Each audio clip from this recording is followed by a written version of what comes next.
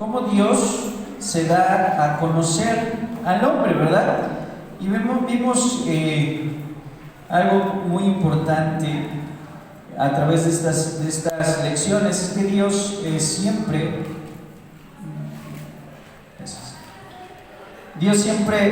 se da a conocer a todos los hombres, ¿verdad? Se dio a conocer en primer lugar a través de la creación, ¿sí? De ahí continuó dándose a conocer a través de la historia, a través de los hechos, los acontecimientos, se reveló a través de los profetas, se reveló finalmente a través de nuestro Señor Jesucristo, ¿verdad? Continúa hablando a través de Él, mostrándonos quién es Dios a través de Jesucristo, y esos 8 días vemos que Él también habla a través del Espíritu Santo, ¿verdad? Entonces esa revelación ha sido progresiva y ha sido cada vez más personal, ¿verdad? Se da a conocer a través de lo que Él hace, a través de la intervención de la historia, usa hombres para hablar a través de ellos, pero en lo más reciente, ¿verdad? Él se da a conocer a través de la persona de Jesucristo, ¿sí? Toma la forma humana para darse a conocer a través de Jesucristo, pero ahora vive en nosotros. Amén. Dios vive en nosotros a través de ¿qué, hermano?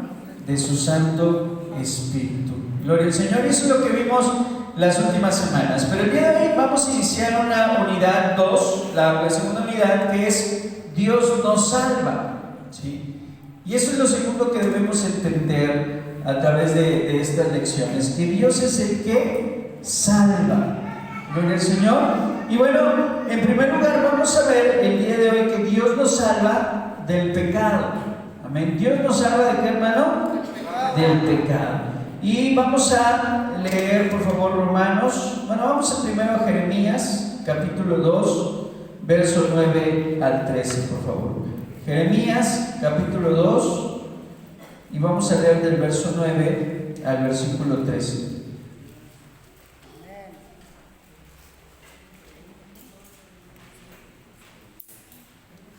Y cuando lo tengan, le voy a pedir por favor que se ponga de pie.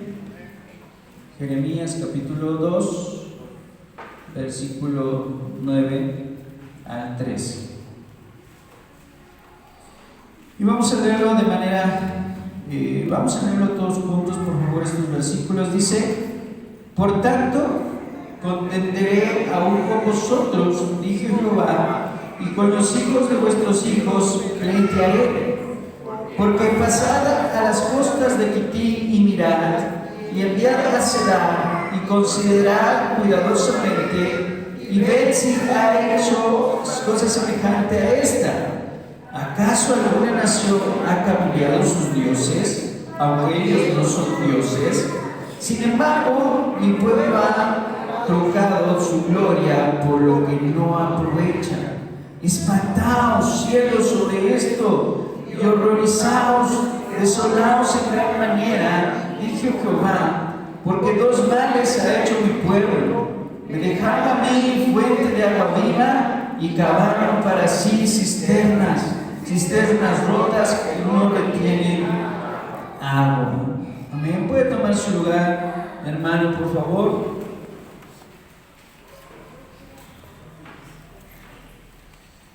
Vemos aquí a través de estos versículos que Dios, ¿verdad?, hace un reclamo a su pueblo. Y ese reclamo es porque el pueblo había pecado. El pueblo había hecho lo malo, el pueblo se había apartado de sus caminos, el pueblo había ido en pos de ídolos, y Dios les reclama esto, ¿verdad? Y Dios también, vemos a través de la palabra de Dios, que siempre que la nación hacía esto, Él les mandaba juicio, ¿sí?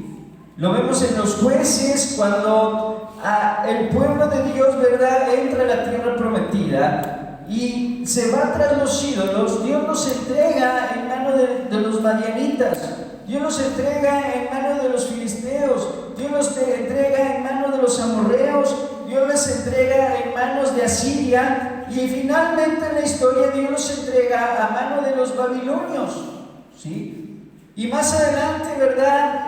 Los entrega a mano de los griegos, a mano de los persas, a mano de los romanos, y siempre fue un pueblo que tuvo que estar sometido. ¿Por qué? Porque había pecado.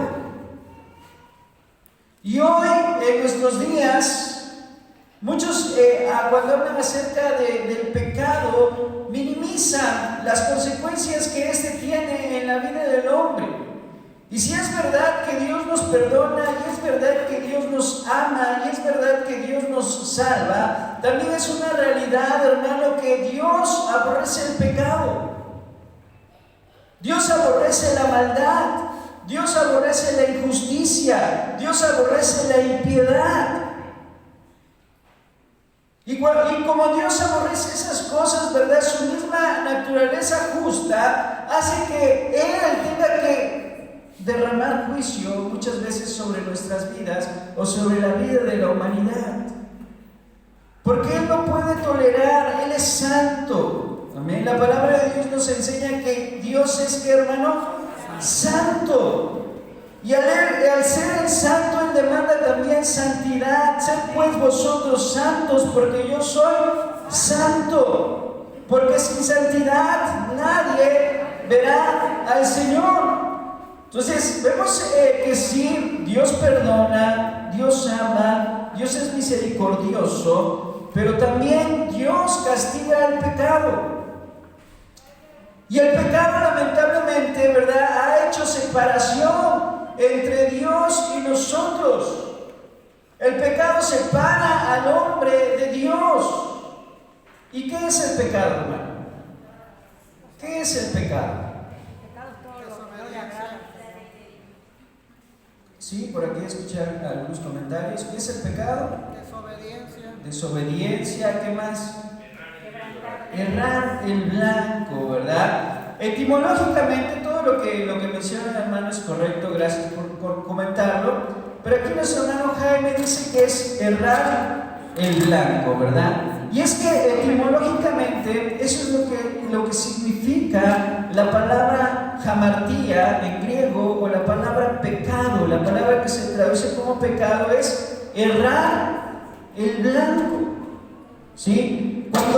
Y hace referencia, ¿verdad?, a cuando una persona dispara con una flecha y tiene un objetivo, tiene un blanco al cual le quiere dar, ¿verdad?, que es al centro.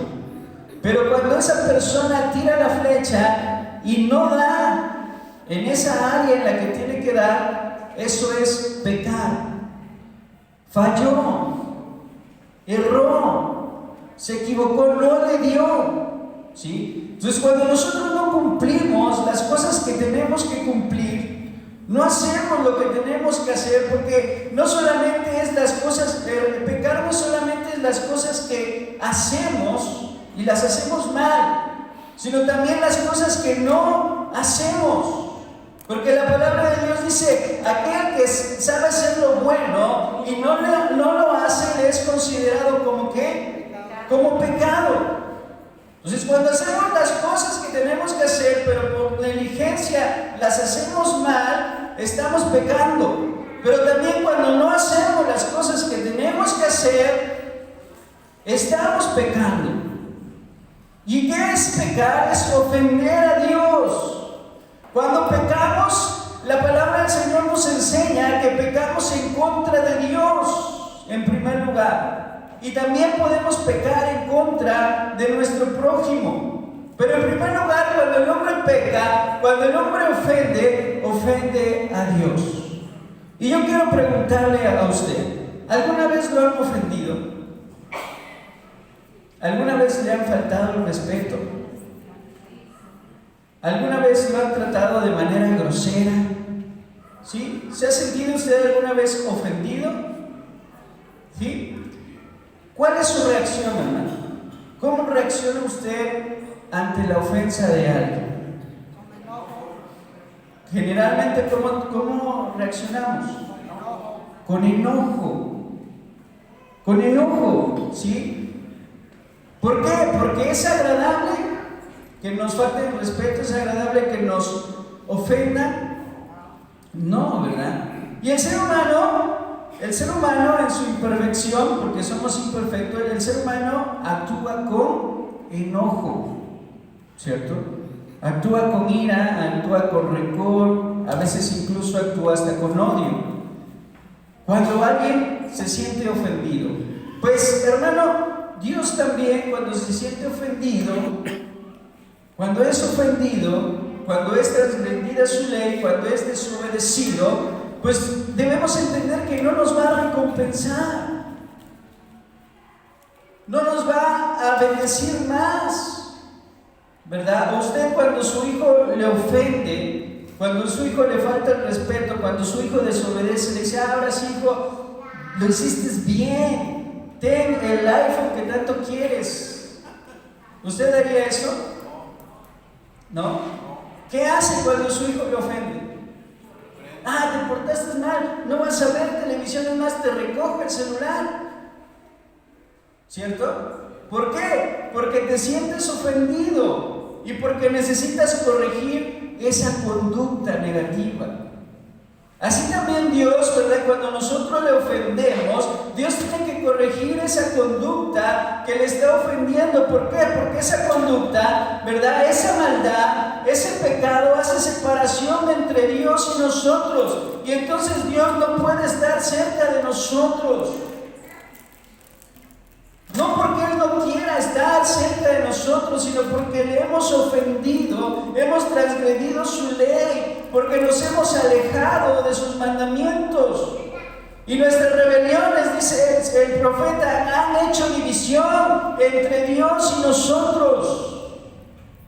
No Dios, ¿verdad? Sino que nuestras rebeliones, nuestros pecados, nuestras maldades. Amén. Antes de continuar, consideremos nuestro texto clave, que es Romanos 3:23.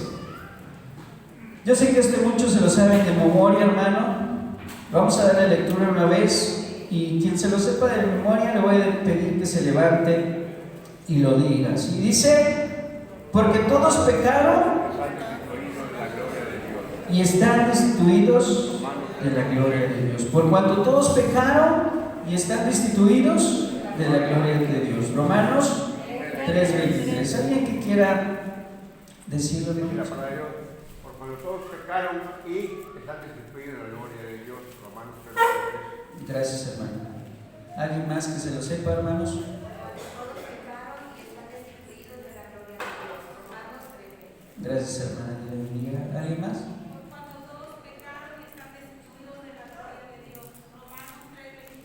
Gracias, hermano.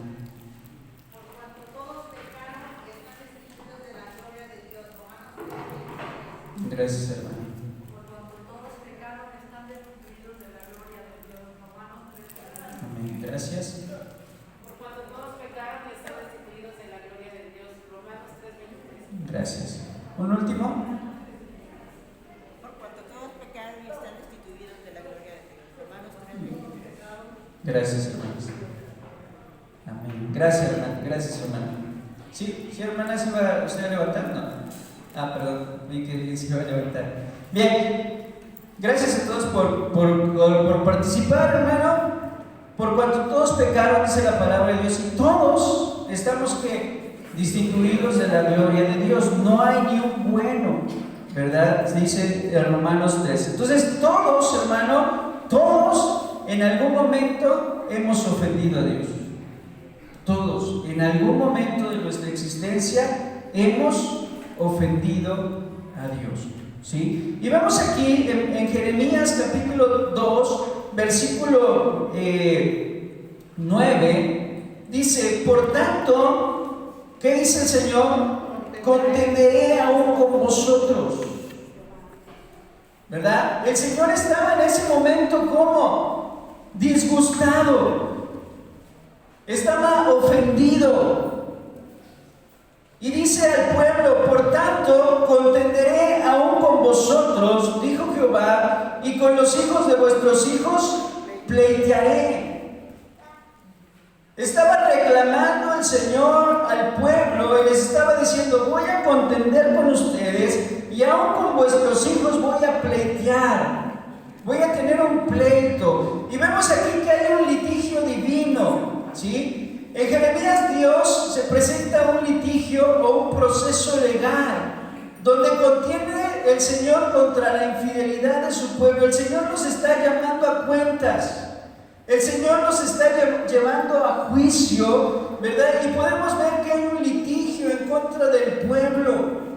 El Señor está demandando, en este caso, ¿por qué? Porque lo han ofendido. Y hay una demanda y el Señor mismo es el juez. Y les está diciendo: ustedes me han ofendido y voy a contender con ustedes y aún con vuestros hijos voy a pleitear. Va a haber una enemistad entre nosotros. No va a haber bendición, no va a haber prosperidad, no va a haber triunfo, no va a haber coronas de gloria, dice el Señor, sino que va a haber contienda entre nosotros y va a haber un pleito entre ustedes y yo. ¿Por qué, hermano?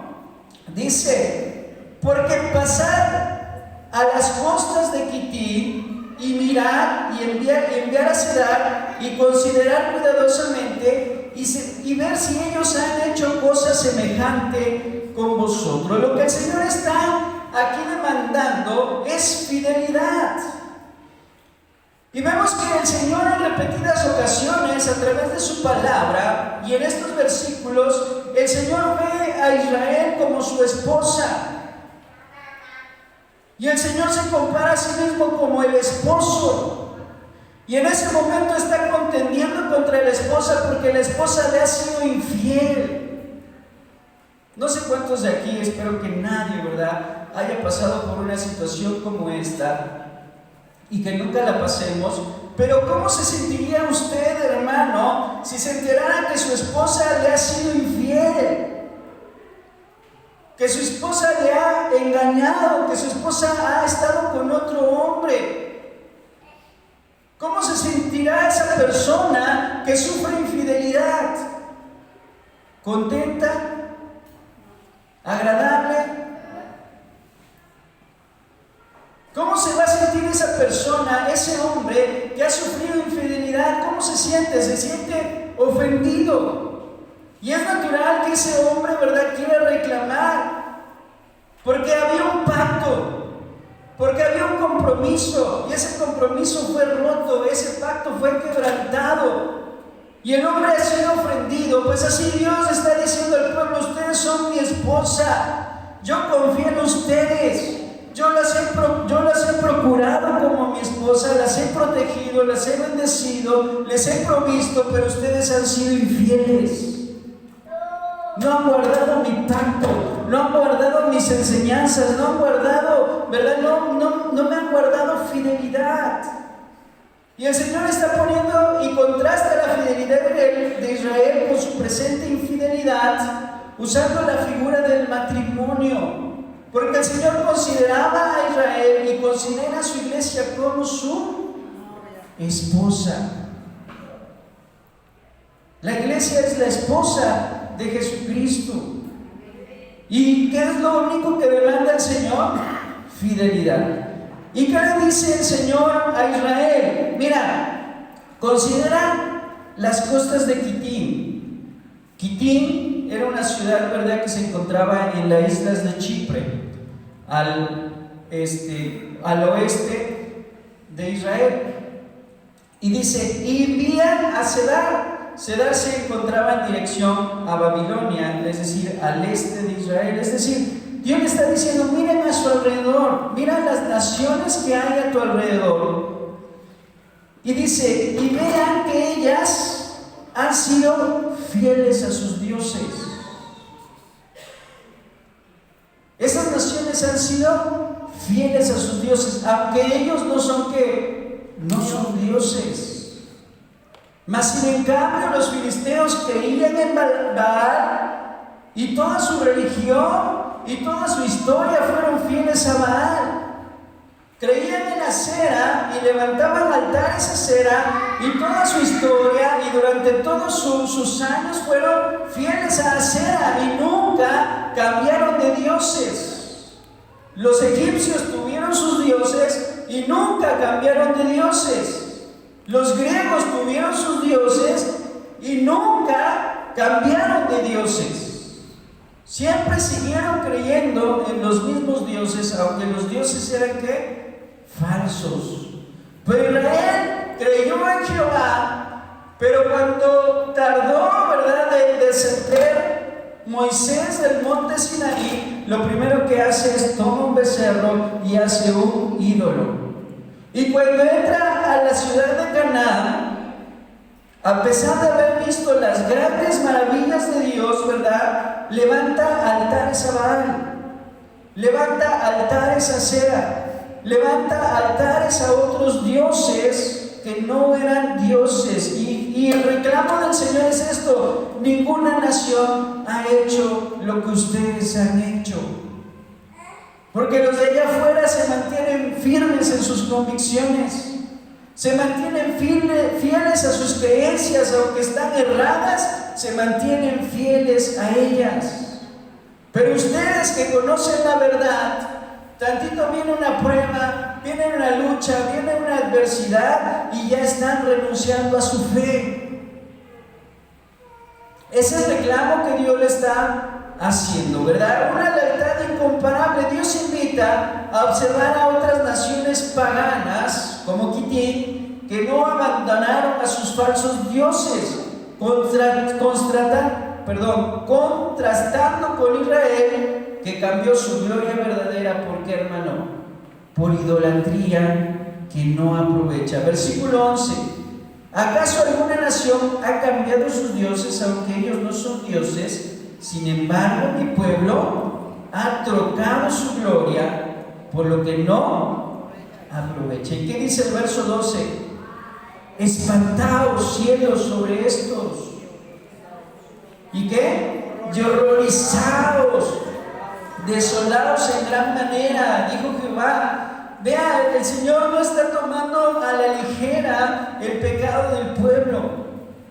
El Señor no está tomando a la ligera lo que está aconteciendo. El Señor le dice a los cielos: espántense, horrorícense, escandalícense por lo que está ocurriendo. Así como cuando es un escándalo, ¿verdad?, que una mujer le es infiel a su esposo, o que un esposo es infiel a su mujer. Hay escándalo, ¿verdad? Hay una escandalización, hay una indignación, porque es algo que no debe ocurrir, es algo que no debe darse. Así el Señor le está diciendo a los cielos: escandalícense, espántense, horrorícense por lo que mi pueblo está haciendo. Entonces, el pecado no es cualquier cosa. Tenemos que aprender a ser fieles a Dios. Es lo que Él está demandando. Ser fieles a Él. Y cuando no, hermano, entonces vienen todas estas consecuencias. Y vamos al versículo 13. Dice: porque dos males ha hecho mi pueblo. Y aquí viene el reclamo del Señor a la nación de Israel. Y dicen que ¿cuántos males habían hecho? Dos males, dos pecados, dos cosas que el Señor le reclama, ¿verdad? Y el profeta señala la prueba formal de la infidelidad del pueblo a través de dos males. ¿Cuál es el primer mal? Dice: me dejaron a mí fuente de agua viva.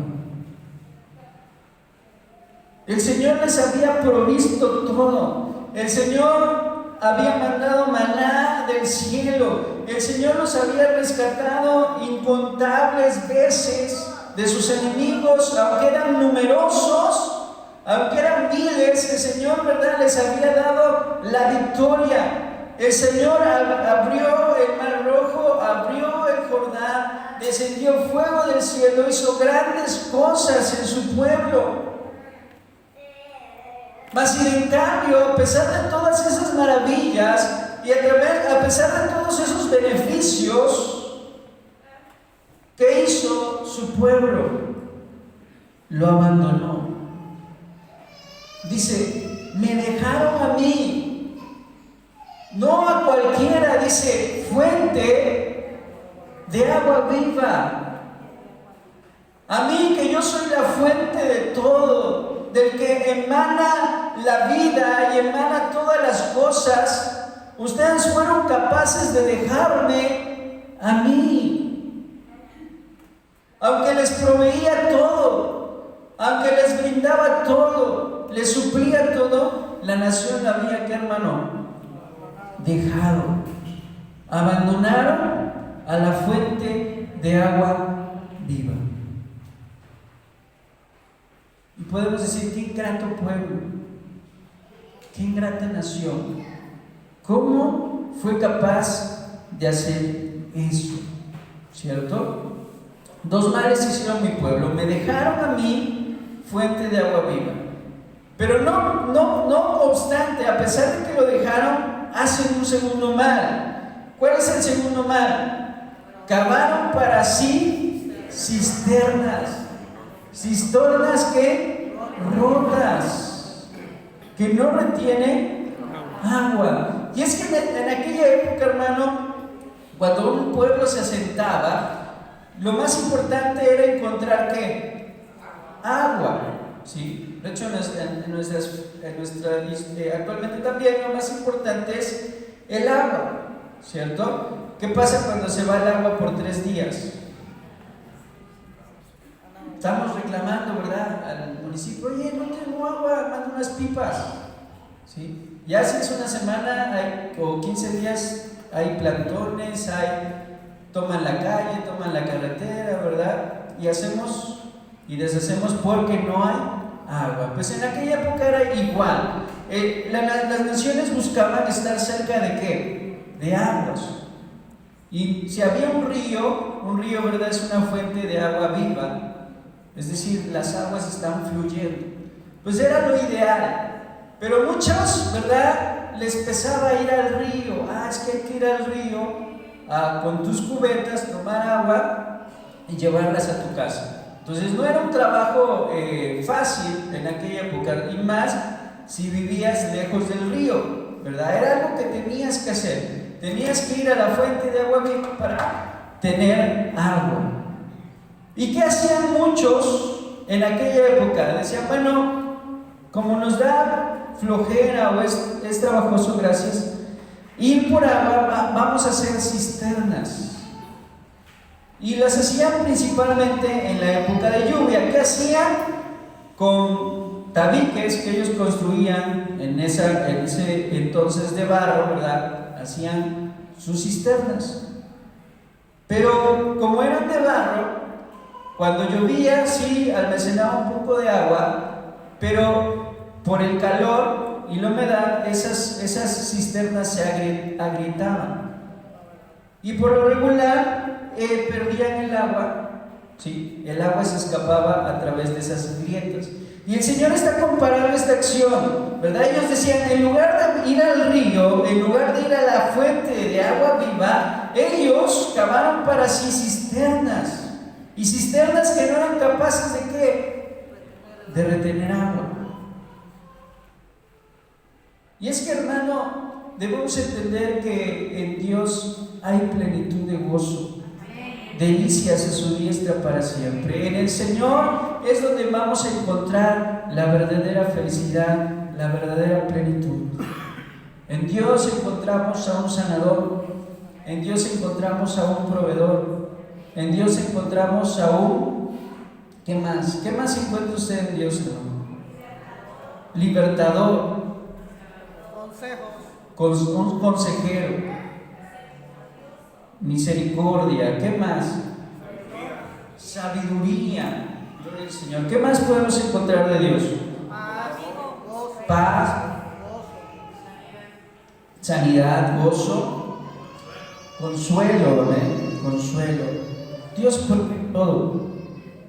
Mas sin en cambio, muchas veces en lugar de acudir a Dios, vamos a cisternas rotas. En lugar de lo primero que debemos hacer es doblar nuestras rodillas y buscar la presencia de Dios. Vamos y nos englobamos con el banco,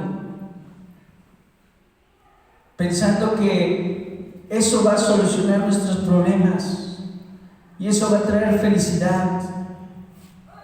Y buscamos cosas materiales para suplir nuestras carencias. Y buscamos amigos, amistades. Y buscamos otras cosas, hermano, antes de buscar ¿a quién? A Dios. Buscamos el éxito personal. Buscamos alcanzar nuestras metas, ¿verdad? Buscamos tantas cosas, hermano, que pueden ser esas cisternas que no retienen agua. En lugar de ir ¿a quién? A la fuente de todo, a la fuente del agua viva, que es ¿quién? Dios. Pero muchas veces amamos más al dinero que a Dios.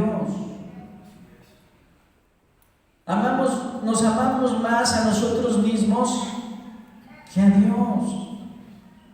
Y eso, hermano, es cavar cisternas rotas que no retienen agua. Y nos alejamos de Dios. Entonces, hermano, eso es el pecado, alejarse de Dios y buscar otras cosas que no le agradan a Dios, ¿sí? Construir cisternas requería esfuerzo humano. Construir cisternas requería de ellos ¿qué? Un esfuerzo humano.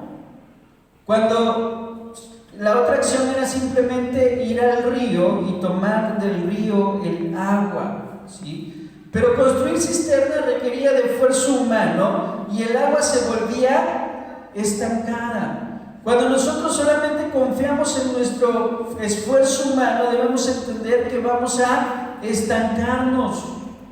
No va a haber crecimiento espiritual, ¿sí? Mientras que Dios ofrecía un agua viva y gratuita.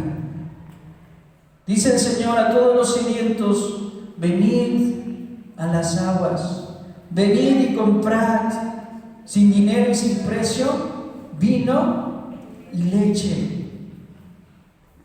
Es lo que es la invitación de Dios, ¿verdad? A todos los que tengan sed, a todos los hambrientos y sedientos, venid a las aguas, ¿verdad? Venid a mí y comprad sin dinero y sin precio vino y leche. Es decir, el Señor nos da todo de manera gratuita. Entonces, esta acción representa el esfuerzo humano de buscar la satisfacción fuera de Dios. Buscar la satisfacción fuera de Dios implica dos males: alejarnos del Dios que es la fuente de agua viva y cavar cisternas rotas que no retienen agua. Esto es lo que el Señor estaba reclamando a la nación de Israel. Ese era el pecado de Israel. ¿Qué pasa? Vamos en segundo lugar, vamos a ver lo que sucede. Entonces, la raíz del pecado, hermano, todo esto nos lleva a entender que la raíz del pecado es dejar a Dios. Esa es la raíz del pecado, dejar a Dios. Número 2, vemos que Dios está enojado en contra del pecado. Vayamos a Romanos, por favor, capítulo 1, versículo 18. Romanos, capítulo 1, versículo 18. Si alguien lo encuentra, le agradeceré que le pueda dar lectura. Porque la ira de Dios se revela desde el cielo contra toda impiedad e injusticia de los hombres que detienen con injusticia la verdad. Gracias, hermano. Vemos aquí claramente cómo la palabra de Dios nos dice que la ira ¿de quién, hermano? Y muchos podríamos pensar, pero ¿cómo? ¿Cómo un Dios tan amoroso? ¿Cómo un Dios tan misericordioso? ¿Cómo tú me vas a venir a hablar de un Dios airado? De un Dios enojado, ¿sí? Y aquí tenemos que tener mucho cuidado, hermano, de no caer en algunos de estos dos extremos, ¿verdad? Muchos caen en el extremo del Dios airado, del Dios enojado, del Dios que extermina la vida de toda una generación, ¿verdad?, a través de un diluvio. Dios, ¿verdad?, es justo y en su justicia realiza todas estas acciones. Pero también debemos entender que Dios es bueno, que Dios es misericordioso y que Dios es perdonador. Pero podemos caer en el extremo de decir, como Dios es tan bueno, Dios perdona todo lo que yo hago, sin importar, ¿verdad?, la gravedad de las cosas. Y eso, hermano, debemos de tener cuidado, porque sí, Dios es justo y la realidad es que Dios es amor. Pero en su justicia dice, porque la ira de Dios se revela desde el cielo contra toda ¿qué? Impiedad e injusticia. Y la impiedad, ¿verdad?, es la ofensa en contra de Dios. Y la injusticia es la ofensa en contra del prójimo. ¿Sí? La impiedad es ofender directamente a Dios. Y la injusticia es ofender al prójimo.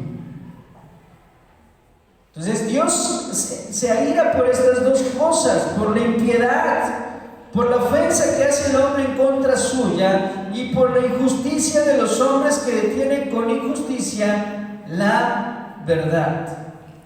Entonces vemos aquí la palabra ira de Dios, la manifestación de la ira de Dios. La ira de Dios se manifiesta desde el cielo contra toda impiedad, es decir, ofensas al Creador y toda injusticia, ofensas a las criaturas.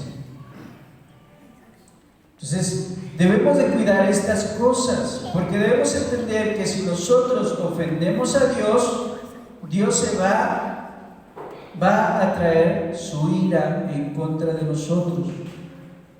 Pero no solo eso, si ofendemos a sus criaturas, también, hermano, si ofendemos a nuestro prójimo, también el Señor se enoja. También Dios se molesta. También Dios va a traer ira en contra de nosotros. Y Hebreos dice, horrenda cosa es caer en manos de un Dios vivo. Es terrible.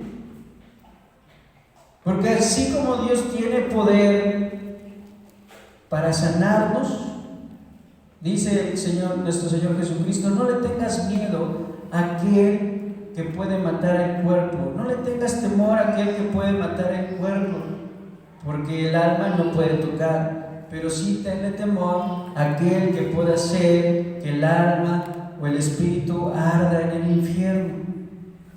El único que nos puede condenar, ¿quién es? Dios.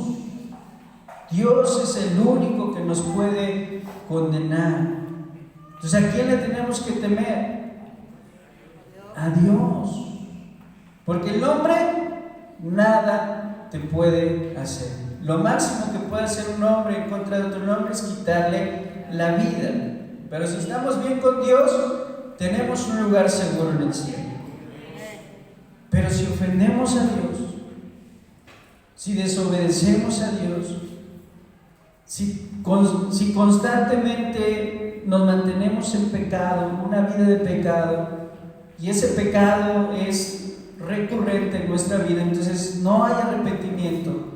Y si no hay arrepentimiento, no hay perdón. Y si no hay perdón, no hay salvación. ¿Qué hay para nosotros?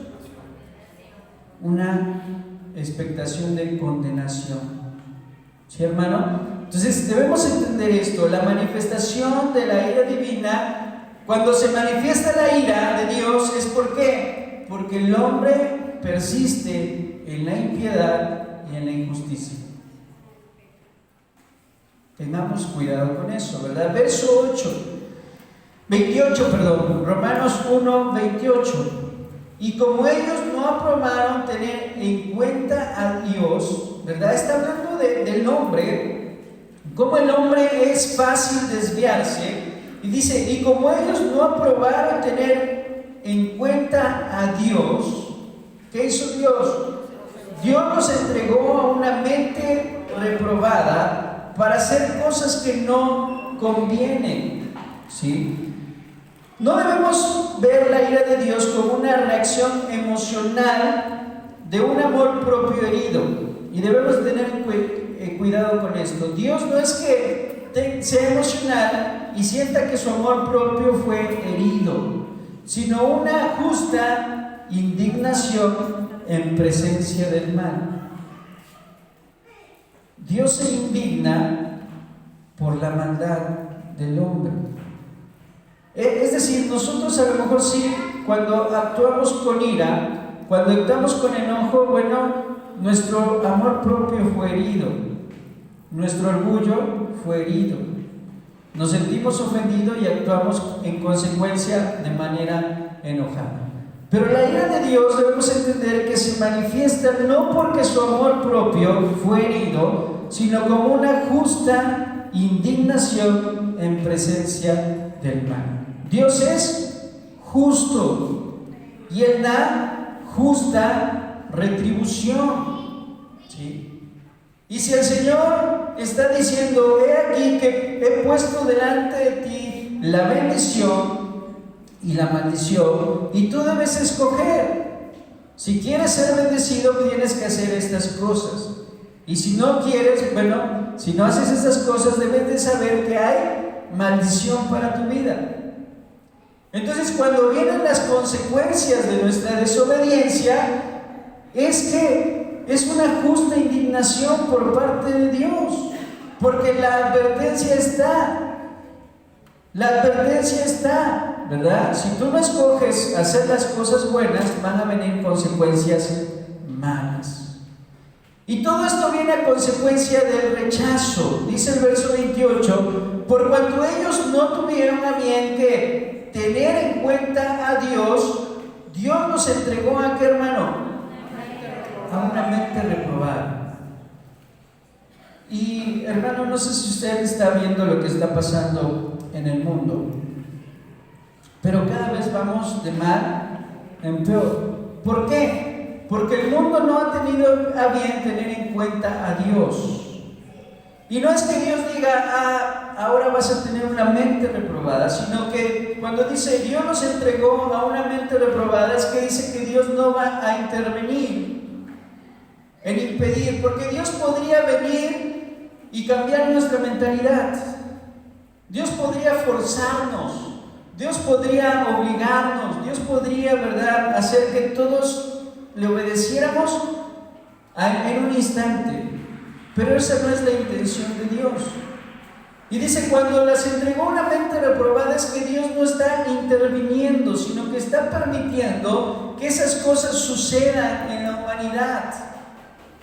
No sé, últimamente estas semanas han salido mucho acerca de estas personas, ¿verdad?, que se identifican como Terian, ¿sí? Terian. ¿Sí ha visto, hermano, en redes sociales, en las noticias? ¿Y qué es esta gente que piensa o qué le diferencia con respecto a otros movimientos que también son incorrectos, pero que vemos una decadencia aún mayor? Ellos se creen animales y ellos dicen: no solamente me identifico como animal, sino que yo soy un animal. Y hoy en las calles de todo el mundo, hermano, vemos jóvenes vestidos, ¿verdad?, con máscaras de animales, colas de animales, y comportándose como animales, ladrando, maullando, defecando en vía pública, comportándose como animales. ¿Y eso qué es, hermano? No es otra cosa más que lo que nos habla la palabra de Dios aquí: una mente reprobada. Una mente reprobada, una mente, hermano, no lo podemos decir de otra manera. Es una mente completamente reprobada, y esto va a ir aumentando, aumentando y aumentando. Entonces debemos de tener cuidado con nuestros hijos, debemos tener cuidado. Muchos ven o vislumbran, así como la identidad de género, ¿verdad? Que muchos dicen es que el niño se puede identificar como mujer o como niña y el adulto se puede identificar como niño, y da paso a la pedofilia, a que la pedofilia se pueda legalizar. El hecho que alguien se identifique como animal, se crea un animal y pueda estar con un animal, da a otras perversiones paso, como a la zoofilia, que la palabra de Dios también habla de ello, ¿verdad? En Éxodo. Y era una práctica antigua y es una práctica humana completamente reprobada, hermanos. Y que hoy, a través de las leyes, a través de todo esto, en algún punto la intención es aceptarlo abiertamente. Abiertamente que un adulto mayor pueda estar con un niño, o que un hombre pueda estar con un animal. Y esto es una mente completamente reprobada. Y todo es consecuencia de ¿qué? Consecuencia de alejarnos de Dios.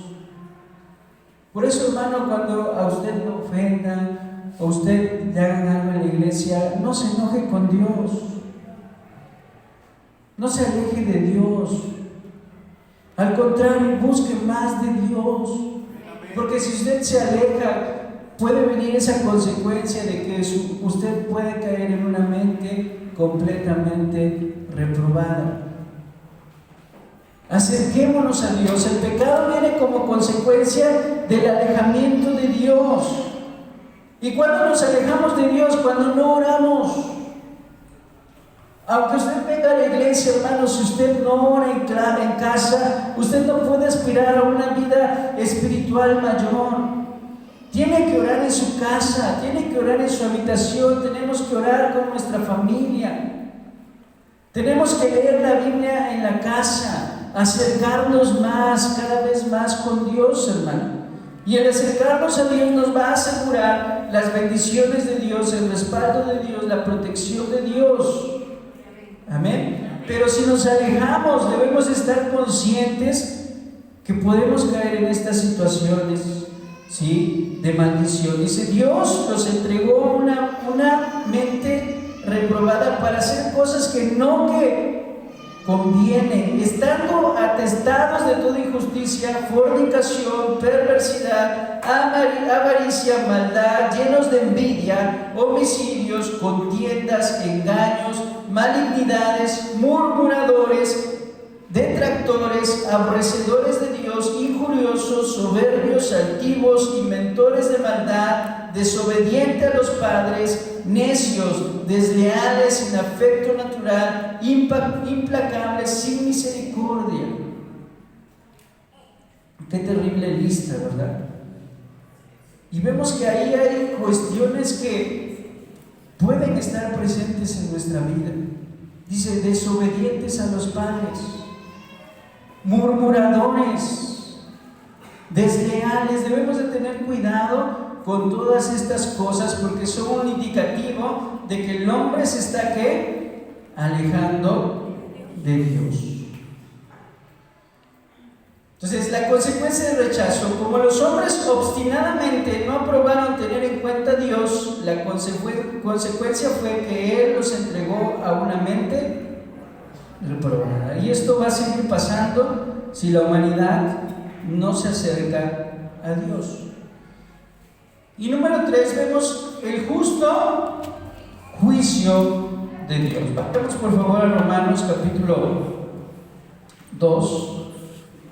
Versículo 1.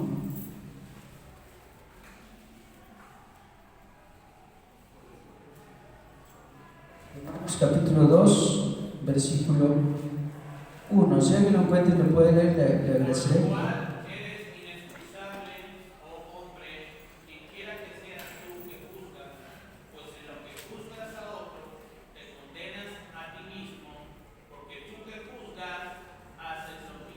Gracias, hermano. Vemos aquí el Señor nos confronta, ¿verdad? Y esta mañana es el propósito de esta lección. Dice, por lo cual tú eres inexcusable, es decir, no tienes excusa. Nadie de nosotros tiene excusa. Dice, hombre, quien quiera que seas tú, no importa si eres grande, pequeño, joven, anciano, rico o pobre, ¿sí? Quien quiera que seas tú que juzgas. ¿Qué es lo que está aquí comentando el apóstol Pablo a los romanos? Ninguno tiene excusa, porque el simple hecho de juzgar a otro, ¿qué dice?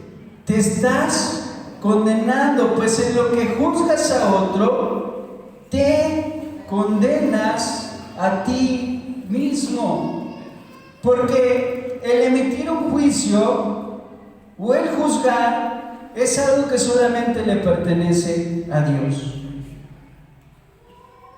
Pero a veces señalamos a los demás y decimos, ese está mal, es un mal padre, es una mala madre, es un mal cristiano, es un mal trabajador, es un pecador, y juzgamos a otros.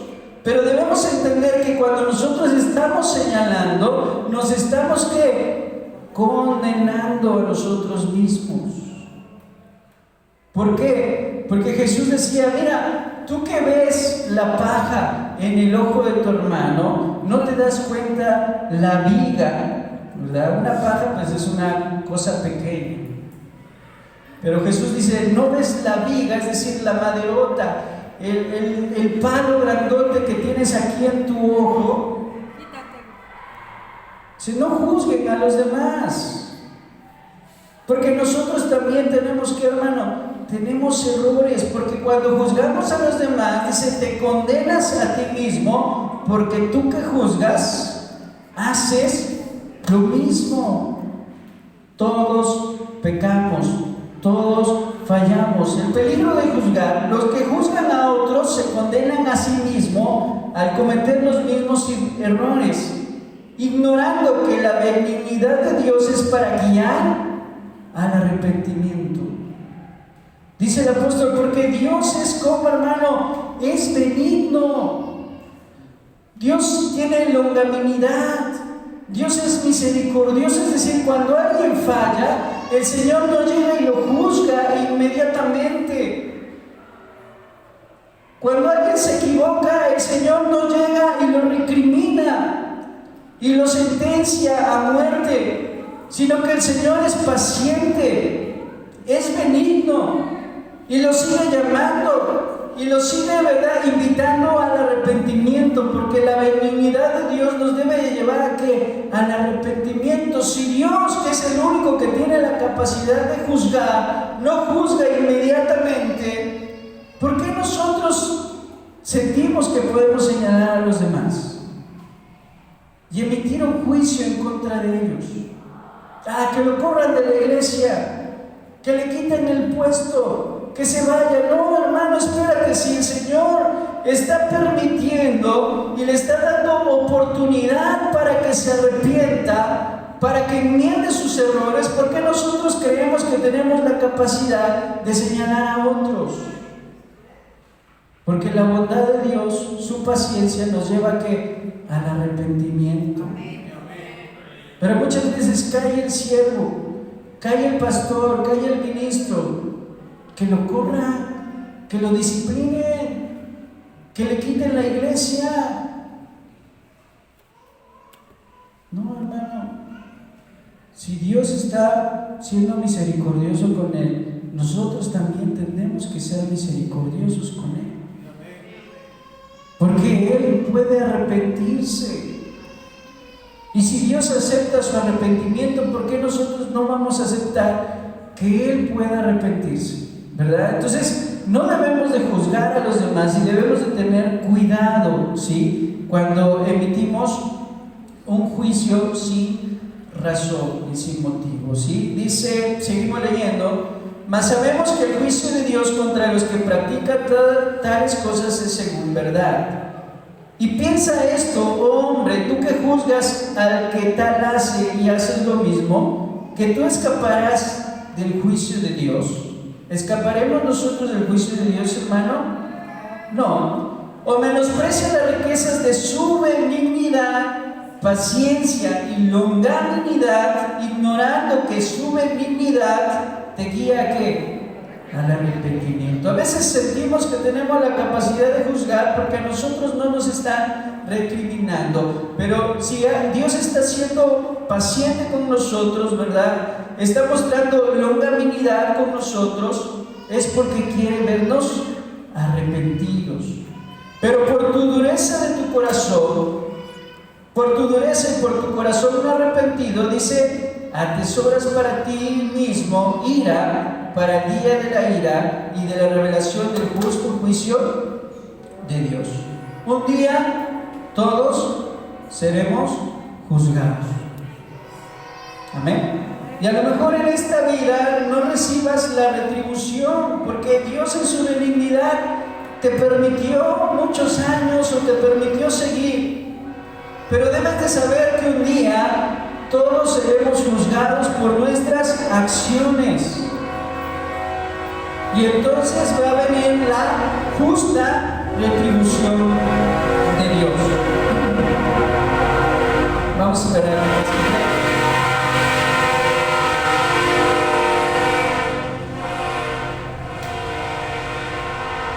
Versículo 6, hermano, por favor. El cual pagará a cada uno conforme a qué, hermano? Conforme a sus obras. Y la pregunta aquí es, ¿cómo son tus obras? ¿Cómo son nuestras obras? ¿Cómo estamos actuando? ¿Cómo estamos viviendo? ¿Cómo nos estamos comportando? Porque un día Él pagará, dice, a cada uno conforme a sus obras. ¿Por qué? Porque la salvación que tenemos, hermano, no es por obras. La salvación que tenemos es porque por gracia. Porque si fuera por obras, hermano, ninguno de nosotros tendríamos la capacidad de entrar al reino de los cielos. No es por obras, dice el apóstol, para que nadie se gloríe. Entonces cada uno de nosotros va a ser juzgado conforme a nuestras obras. Y debemos entender, Pablo lo habla, ¿verdad? Que un día aún los hijos de Dios, aún los cristianos, seremos juzgados en el tribunal de Cristo. Y las cosas buenas y todas nuestras acciones van a ser pasadas por fuego.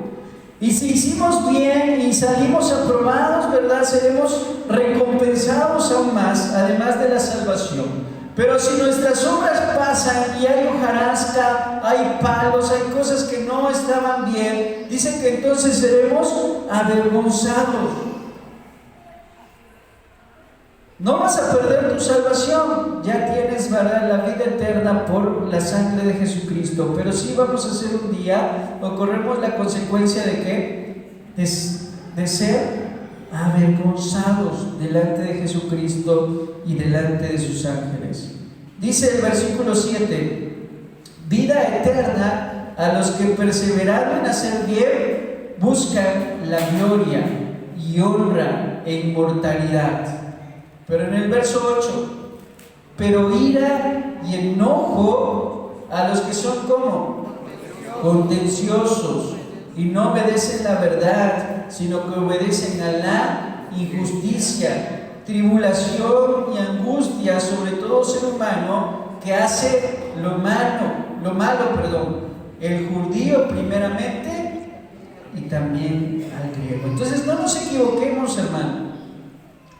Si nosotros persistimos en hacer las cosas mal, aunque hayas aceptado a Jesucristo, debes de saber que aquel que persiste y no hay en él arrepentimiento, viene ira y enojo a los contenciosos, tribulación y angustia, ¿sí? Y un juicio, dice, primeramente al judío y también al griego. Entonces, las consecuencias del mal, ¿verdad? Habrá ira, tribulación y angustia sobre toda persona que hace lo malo y obedece a la injusticia. Pero en el verso siguiente dice: porque no hay acepción de personas para quién, para con Dios. No hay acepción de personas. Entonces el juicio de Dios debemos entender que es equitativo. Dios recompensará a cada uno conforme a sus obras, dando vida eterna a los que perseveran en hacer el bien. Entonces, si tú perseveras en hacer el bien, hermano, el Señor te va a bendecir con vida eterna. Lo vimos en el versículo 7. Vida eterna a los que perseverando en hacer el bien buscan gloria y honra e inmortalidad. Pero si persistimos en hacer el mal, va a venir ira, tribulación y angustia. Y lo último que veíamos en el verso 11 es que en todo esto hay imparcialidad divina. Delante del trono de Dios no hay distinción de personas, y Él obra siempre equitativamente.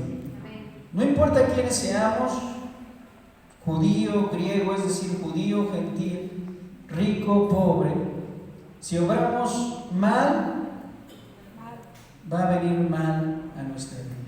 Pero si obramos bien, el Señor es misericordioso. El Señor es perdonador y el Señor nos salva del pecado. Pero debemos estar conscientes, sí, el Señor nos salva, pero debemos persistir en hacer lo bueno. ¿Sí, hermano?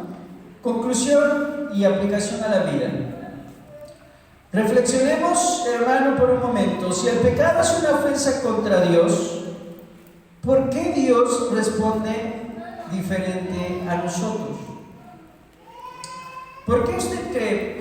El pecado, ¿verdad?, es una ofensa en contra de quién? De Dios. Pero ¿por qué en muchas ocasiones Dios responde diferente a nosotros? ¿Por qué? Por Jesucristo. Por Jesucristo, ¿no? Porque Jesucristo murió ¿por qué? Por nosotros, por nuestros pecados. Y sí, aunque muchas veces hacemos cosas malas, si tú acudes a Jesucristo, Jesucristo intercede por nosotros, ¿verdad? Y nos salva de las consecuencias del pecado. Pero para ello es importante que haya verdadero arrepentimiento. ¿Y cómo se manifiesta el arrepentimiento? Cuando dejamos de hacer lo malo. Pero cuando tú llegas y pides perdón hoy por un pecado y a la siguiente semana vuelves a pedir perdón por el mismo pecado y a los 15 días llegas y te pides perdón por el mismo pecado, hermano, ¿hay arrepentimiento? Hay remordimiento en tu corazón y por eso sientes la necesidad, ¿verdad?, de venir y hacer una oración pidiendo perdón. Pero si el pecado es persistente y no hay arrepentimiento, debemos estar conscientes que viene juicio por parte de Dios. ¿Sí, hermano? Si Dios fuera tan severo como nosotros los humanos ante las ofensas, ¿dónde estaríamos? Nosotros somos muchas veces severos. Nos enteramos de que alguien ¿verdad? Señalamos y somos severos. O alguien nos ofende y queremos que lo corran. Pero actuamos, ¿verdad?, en nuestra humanidad. Si Dios fuera tan severo como nosotros los humanos, hermanos, ¿dónde estaríamos? Ya no existiríamos, ya estuviéramos fulminados, ¿verdad? Como aquellos hombres que vendieron su heredad, ¿verdad?, en una cantidad, y cuando vieron que era demasiado, dijeron, ¿sabes qué? Vamos a tomar el 20% y vamos a dar el 80%. No nos dice las cantidades la palabra de Dios, pero lo cierto es que del 100% que se habían comprometido a dar, solo dieron una parte. ¿Recuerdan cómo se llamaban estos hombres? Ananías y Zafira, un matrimonio, ¿verdad? Y llegan ante el apóstol, ¿quién fue? Pedro, ante el apóstol Pedro, y le dice, mira, aquí está lo que vendimos la heredad. Nos habíamos comprometido a darlo, aquí está. Y el Espíritu Santo le revela a Pedro que estaban mintiendo. La propiedad era suya, el dinero era suyo, les pertenecía. Si ellos lo hubieran vendido, esas ganancias eran suyas. Pero ellos habían hecho un compromiso con Dios, ¿cierto? De dar el 100%. No es que no hayan dado, hermanos. No es que no hayan dado, dieron un porcentaje de lo que habían comprometido. Pero cuando entregan, si ellos hubieran dicho, mira, habíamos comprometido el 100, pero vamos a dar solo el 80% porque hay necesidad en la casa, probablemente, ¿verdad?, hubiera habido para ellos misericordia. Pero en ese momento el Espíritu Santo le dice a Pedro, ¿sabes qué? No es el 100%. Y dice, ¿por qué has tentado al Espíritu Santo mintiéndole? Y en ese momento, ¿qué pasa con ese hombre? Cae muerto. Y vemos un caso severo, un caso de fue severo la consecuencia. Y al instante, instantáneo, en ese momento, muere. Lo sacan, lo van a enterrar, llega su esposa y ocurre exactamente lo mismo. Y los dos mueren. Esto no es una historia del Antiguo Testamento, es una historia del Nuevo Testamento, del Nuevo Pacto. Entonces vemos ahí que Dios también es severo en algunas circunstancias. Entonces, ¿qué pasaría si Dios no fuera tan misericordioso con nosotros, hermano? ¿Dónde estaríamos? ¿Sí? Entonces, ¿cuál es el mensaje central? El mensaje central y más importante de estos pasajes no es el enojo y el juicio de Dios, sino el amor y la gracia que nos ofrece para perdonarnos a todos si nos entregamos y sometemos a ¿qué? A Él. Si tú te mantienes unido a la vid, si tú te mantienes unido a Dios, va a haber perdón, va a haber misericordia, hay amor de Dios, porque Dios es amor. Entonces, ¿cuál es la invitación? Un llamado a la acción, ¿verdad? Extender una invitación para quienes aún no han tomado el paso de someterse por completo a Dios. Si tú aún divagas entre un momento en la iglesia, un momento asisto, un momento no, un momento me arrepiento, otro no, hermano, es tiempo de acercarnos a Dios. Dios es bueno, Dios es amoroso, Dios es misericordioso, pero el recordatorio de hoy también es que Dios es justo. Amén. Dios nos salva del pecado, pero si persistimos en el pecado, hay una expectación de juicio para nuestra vida. Pongámonos de pie, hermano, se nos ha terminado el tiempo y demos gracias al Señor por esta lección. Señor,